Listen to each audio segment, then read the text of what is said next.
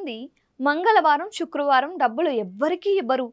ఆ రోజుల్లో ఎవరికైనా డబ్బులు ఇస్తే తిరిగి రావని, లక్ష్మీదేవి మన ఇంట్లో నుంచి వెళ్ళిపోతుందని చెబుతూ ఉంటారు. అయితే నిజంగానే అలా చేస్తే డబ్బులు సమస్యలు వస్తాయా? దీని గురించి మన శాస్త్రాలు ఏం చెబుతున్నాయో ఇప్పుడు ఒకసారి తెలుసుకుందాం. ధనం మూలం ఇదం జగత్. ఈ ప్రపంచం మొత్తం ధనంతోనే నడుస్తోంది అన్నదే ఈ మాటకు అర్థం. ప్రపంచాన్ని నడిపిస్తుంది ఆ డబ్బే మరి. అవి లేకపోతే ఏ పని చేయలేం.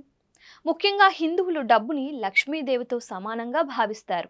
అందుకే చేతిలో నుంచి డబ్బులు కింద పడితే వాటిని తీసుకొని కళ్ళకు అద్దుకుంటారు. అంటే కింద పడినందుకు లక్ష్మీదేవిని క్షమించమని అడుగుతున్నట్టుగా భావిస్తారు. ఇక మంగళ శుక్రవారాలు లక్ష్మీదేవి ప్రతిరూపమని మహిళలు నమ్ముతారు. అందువల్లే ఆ రోజు ఎవ్వరికీ డబ్బు ఇవ్వరు.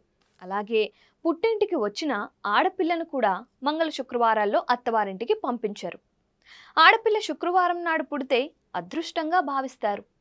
ఇంట్లో సిరి సంపదలకు ఎటువంటి లోటు ఉండదని, లక్ష్మీదేవి కటాక్షం పొందుతారని అంటూ ఉంటారు. అందుకే ఆడపిల్లలని శుక్రవారం పూట అత్తింటికి పంపించారు. ఇలా చేస్తే పుట్టింటి లక్ష్మీదేవి అత్తింటికి వెళ్ళిపోతుందని నమ్ముతారు. ఇలాంటి సెంటిమెంట్స్ చాలానే ఉన్నాయి. అయితే ముఖ్యంగా మంగళవారం, శుక్రవారం ఎవ్వరికీ డబ్బు ఇవ్వకూడదు అనే దాని గురించి చూసినట్లయితే, మంగళవారానికి కుజగ్రహం అధిపతి. మంగళం అంటే శుభం అని అర్థం. మనుషుల మీద కుజగ్రహ ప్రభావం ఎక్కువగా ఉంటుంది. కుజుడు కలహాలకి, ప్రమాదాలకి, నష్టాలకు కారకుడుగా నమ్ముతారు. అందుకే మంగళవారం నాడు ఎటువంటి శుభకార్యాలు తలపెట్టారు. అలాగే ఆ రోజు ఇల్లు బూజు దులపడం, గోళ్లు కత్తిరించడం, క్షవరం వంటి పనులు కూడా చేయరు. మరీ ముఖ్యంగా మంగళవారం రోజు ఎవరికైనా డబ్బులు అప్పుగా ఇస్తే అవి తిరిగి రావని నమ్ముతారు. ఆ రోజు అప్పు తీసుకుంటే అనేక బాధలకు కారణమవుతుందని అంటారు. అలాగే శుక్రవారం కూడా ఎవ్వరూ డబ్బులు ఇవ్వరు. లక్ష్మీదేవికి ఇష్టమైన రోజు శుక్రవారం. సాధారణంగా లక్ష్మీదేవి ఒకచోట స్థిరంగా ఉండదని చెప్తారు. లక్ష్మీదేవి భృగు మహర్షి కుమార్తె.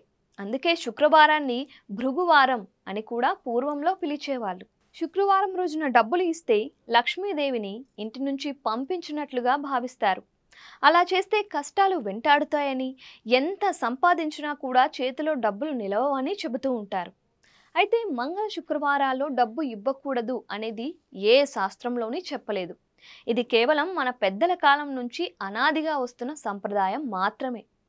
కానీ సూర్యాస్తమయం తరువాత మాత్రం డబ్బులు ఎవ్వరికీ అప్పుగా ఇవ్వకూడదు అనేది మాత్రం మన శాస్త్రాల్లో ఉంది.